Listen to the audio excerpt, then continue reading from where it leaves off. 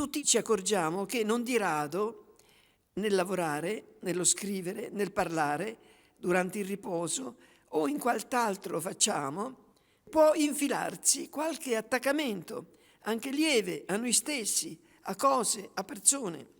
E accettare ciò è un grosso guaio per la vita spirituale. Dice San Giovanni della Croce: che importa che l'uccello sia legato a un filo o a una corda? Per quanto sottile sia il filo, l'uccello resterà legato come alla corda, finché non riuscirà a strapparlo per volare.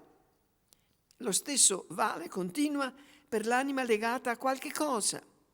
Nonostante tutte le sue virtù, non perverrà mai alla libertà dell'unione con Dio. È necessario perciò, in quelle circostanze, intervenire immediatamente e niente aiuta di più, è una mia esperienza anche recente, che ridichiarare a Gesù abbandonato: sei tu, Signore, l'unico mio bene, l'unico, non ne ho altri.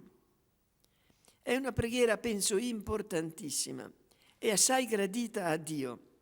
Ci aiuta a non impolverarci con le cose terrene e vivendola si resta impressionati, io lo sono stata e lo sono sempre, di come quell'aggettivo unico, sei tu Signore l'unico mio bene, dia una solenne sterzata alla nostra vita spirituale, come ci raddrizzi immediatamente, quasi fosse sicuro ago della bussola del nostro cammino verso Dio.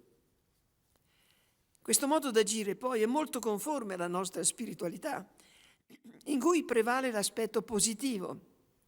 Si vive il bene e così se ne va il male. Non siamo tanto chiamati, infatti, a staccarci da qualcosa, noi stessi, le cose, le persone, ma a riempirci di qualcosa. L'amore a Lui, il nostro tutto. A noi non piacciono tanto i no, ma i sì. E questa preghiera, sei tu, Signore, l'unico mio bene, è un modo meraviglioso per vivere da veri cristiani che amano Dio con tutto il cuore, con tutta l'anima e non a metà. È una maniera sublime ancora per prepararci a ogni incontro con Lui nelle sue ispirazioni quotidiane, così come al grande incontro con Lui quando, all'alba dell'eterno giorno, nel nostro cuore non varrà che l'amore a Dio e per Lui ai fratelli. Sei tu, Signore, l'unico mio bene.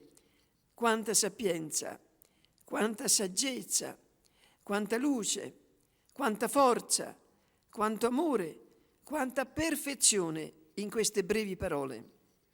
Il Signore ci dia di sperimentarne tutta la loro potenza.